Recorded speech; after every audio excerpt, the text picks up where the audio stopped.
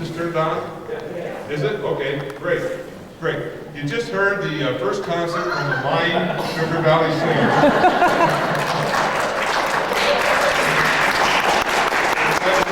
It's a historic first, and we salute you for that. I think that was great. We've never seen that done before. This Midwest Theater. This old theater has a long history behind many of its doors. It has a lot of secrets that only the walls could tell, if they would tell. It's a place where a lot of memories took place. It's a place of many memories that speak of romance, a first date, a first kiss, perhaps an engagement, and recently it was the site of a wedding. Let's reminisce as I read some letters that link romance to this very theater that we're in right now. And as I do this, we will then discover the sweethearts of the Midwest Theater. Our first letter that I'm going to...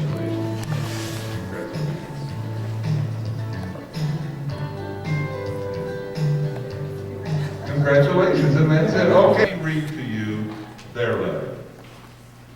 This is our wedding card. It all began March 7, 1939, when my close friend W.S. Melvin Guerin told me that he had a date that night with Betty Jean Johnson of Scottsbluff, and asked that I join them to double date by asking a close friend of Betty's to be my date. This was arranged. W.S. picked me up in his automobile, as I could not afford a car. When I first saw his date and was introduced to Betty Jean, a feeling of disbelief came over me, as I knew immediately this was the girl for me. We had a great time on this double date. It was the custom in those years to get girls home early, as they had school the next day. It was also a financial situation, for money was scarce and we couldn't waste gasoline. So when we drove the girls to their home, we only slowed down and told them to get out in a hurry. I'm telling you, I'm reading this just like it is. Telling them to get out in a hurry, as stopping and starting wasted gasoline. On our way to our homes in Garrison, W.S. said he would loan me his car if I wanted to call Betty for a date in the future. The following morning, March 8, 1939, I called the Scottsbluff telephone number 608L, the home of Betty Jean Johnson. When she answered, I asked her for a date that afternoon. She accepted. She skipped class at Scottsbluff Junior College. Betty, really, I never would have thought. She skipped class at Scottsbluff Junior College, and we went to the matinee movie, Yes, My Darling Daughter, at the Egyptian Theater, now known as the Midwest Theater. We dated quite regularly until Betty finished junior college, then left to complete her education at the University of Nebraska in Lincoln. At the same time, I left Scottsbluff to attend the Williams Institute of Mortuary Science in Kansas City, Kansas. Upon graduation, Betty taught school in Valley, Nebraska, and later at the Scottsbluff Junior High School, and Sam was employed at the George H. Long Mortuary in Kansas City. Our dates were few and far between during those years and months. Then, on Sunday morning, December 7, 1941, at 7:55 a.m., the Japanese attacked Pearl Harbor. The next 5 years found us separated more than ever before. Letter writing was about our only way of communication, as telephones were scarce and they were expensive. I entered military service July 21, 1942, and received my first furlough October 9, 1943, and went to Scottsbluff. I took Betty Jean to the Francis Egan jewelry store. We saw a ring in the window. However, the store had already closed for the day. Yet, I saw someone inside. I knocked on the door, and Mr. Egan let us in. We got the ring. how happy and proud we were. On November 23, 1943, I left for overseas duty in the China-Burma India Theater of War. Betty at this time became a foster cop for the Army Engineers at the Scottsbluff Prisoner of War Camp and was later employed as the passenger agent for United Airlines in Cheyenne, Wyoming, Cheyenne being the major air terminal in the Rocky Mountain area. In late 1945, the war ended. I returned to the United States aboard the USS General C.C. Duluth. We arrived in New York on January 1, 1946, the first ship to dock in New York Harbor. From there I went to Camp Chaffee, Arkansas. I was discharged January 8, 1946. From there I rushed to Scottsbluff. Betty Jean had her announcement party on January 14th. There were subsequent showers, and 13 days later, on January 27, 1946, we were married in the First Christian Church in Scottsbluff. We recently celebrated our 54th wedding anniversary on January 27, 2000. Shortly after the reopening of the Midwest theaters, we attended a movie, sitting in the balcony as near the spot as we could remember where we sat 61 years ago. Thank you to the old Egyptian, the present Midwest, for your part in our romance, and best wishes for a long and successful future. Cordially submitted, Sam F. Segrist.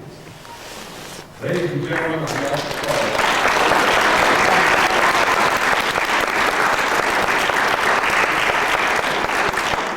I would like to call our Midwest Theater sweetheart couple for this Valentine's Day, Sam and Betty Segrist, to the front, and also would like to invite the Sugar Valley Singers to come at this time for a special concert for them. Please come.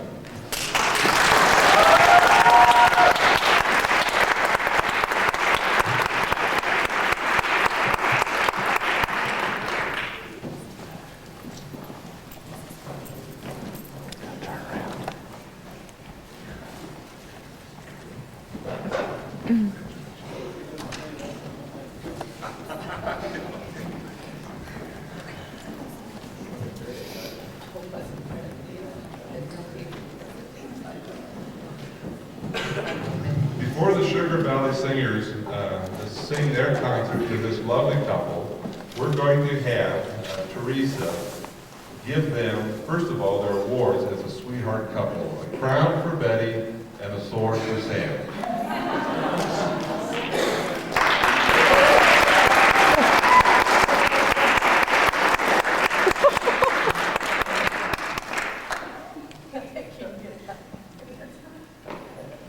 That's sort of like being knighted and crowned at the same time. And at this time, Dr. Dan Clark, we turn this over to you for a special presentation to this special couple. Dr. Dan Clark and our Sugar Valley Singers. I think we got to have the honor to go right down here in front. We don't get to sing this time, Sam.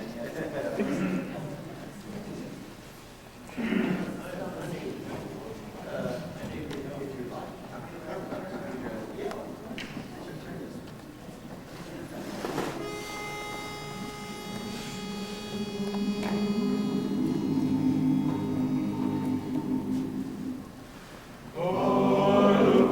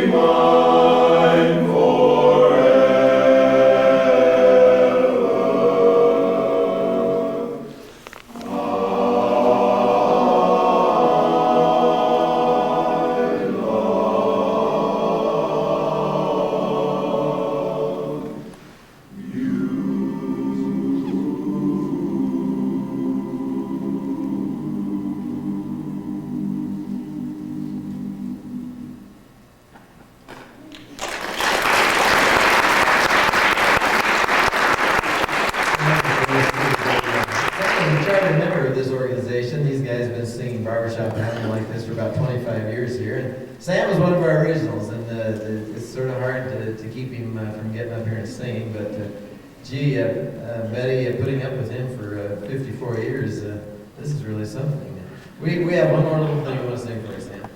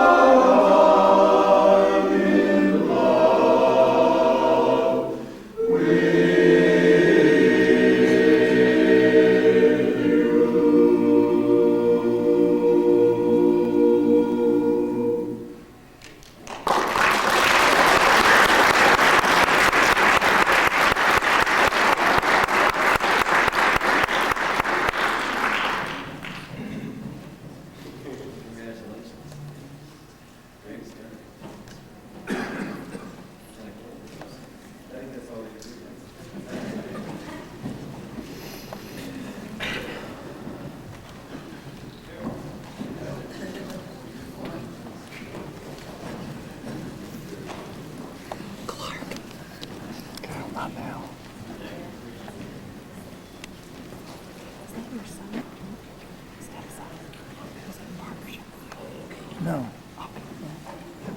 Our sweetheart winners for this year, they have received a 24-karat gold dip rose that has been donated by Bentley Donovan. And they also have received, as our winners, a romantic getaway from the Fontanelle Bed and Breakfast, which includes dinner for two, a night stay, and a gourmet breakfast. Congratulations to Sam and Betty.